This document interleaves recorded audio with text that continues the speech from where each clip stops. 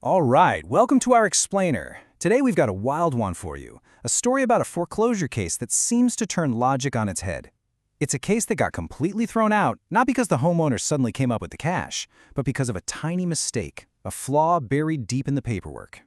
And that really is the million-dollar question here, isn't it? How on earth can a lender lose a foreclosure case when the person clearly hasn't been paying their mortgage? It sounds totally impossible. But the answer pulls back the curtain on a really fundamental rule of our legal system, a rule that's there to protect all of us. And it all boils down to two very important but very different pieces of paper. You know, you can think of any home loan as having two parts. They're like a set of legal twins, and they're supposed to stay together, side by side, forever. You've got the promissory note and you've got the mortgage. To get what happened in this case, you first have to understand what each one of these twins does, and the chaos that ensues when they get separated. Okay, so this difference is absolutely everything. The note, that's your IOU. It's your personal promise that you're going to pay back the money. That's the actual debt. The mortgage, on the other hand, is what connects that debt to the physical property. It's the lien. It's what gives the lender the right to come after your house if you don't pay. So here's the bottom line. To legally foreclose, a company has to own and control both the note and the mortgage. You need both twins. And this, right here, is where things get messy. Because soon after this loan was created, the twins were split up. The mortgage document, the lien, it went on its own journey, getting sold and assigned from one company to the next, eventually landing with a servicer called NationStar.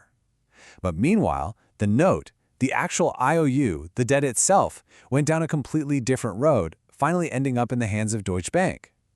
So get this, on the day the foreclosure lawsuit was filed, the company doing the suing didn't actually own the debt. So the company that kicked this whole thing off, Aurora Loan Services, they knew they didn't have the note. But they argued they had the next best thing. They said, hey, we're the loan servicer. We're just acting on behalf of the real owner, Deutsche Bank. And to prove they had the authority to do that, their entire legal strategy hung by a single thread, one single document. This power of attorney was supposed to be their ace in the hole, their golden ticket. It was the legal piece of paper that would prove Deutsche Bank had given them, Aurora, permission to foreclose. If this document was solid, their case was solid. But if it wasn't, then they were basically just a stranger trying to take someone's home. But, and this is where it all comes crashing down. When the homeowner's lawyer finally got his hands on this all-important document, he didn't see a golden ticket.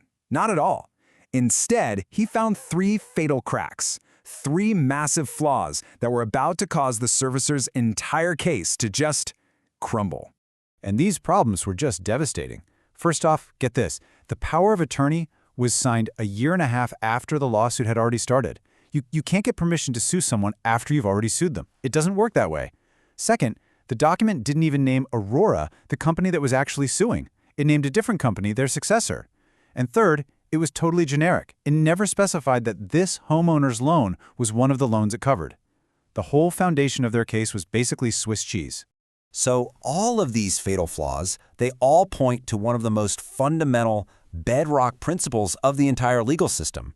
It's a concept called standing. And you can think of it as the non-negotiable price of admission to even get into a courthouse. The homeowner's lawyer put it just perfectly with this analogy. A lawsuit is like a race. To be in the race, you have to be there at the starting line when the gun fires. You can't just wander in off the street halfway through, jump onto the track, and claim you have a right to finish. That's the whole idea of legal standing. So, simply put, standing is your legal right to file a lawsuit in the first place. You have to prove you have a real stake in the game. And when it comes to standing, the absolute #1 rule is timing.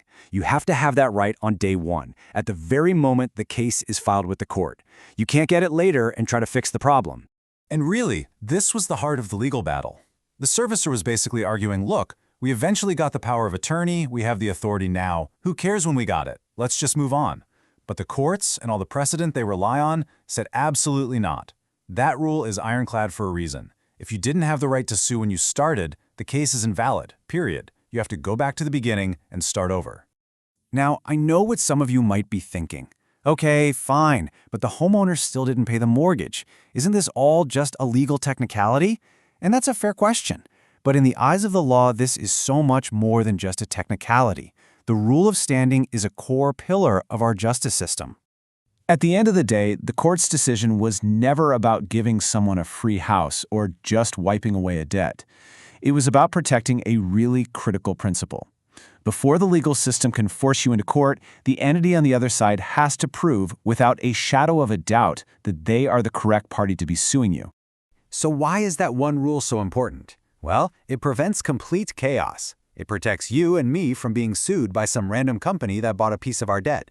It forces banks to maintain a clean, unbroken chain of ownership for these massive assets. It keeps the whole system honest. And, most importantly, it prevents a nightmare scenario where 2 or even 3 different companies could all try to foreclose on the very same house, all because nobody's sure who really owns the note. And that leaves us with this one last kind of mind-bending question.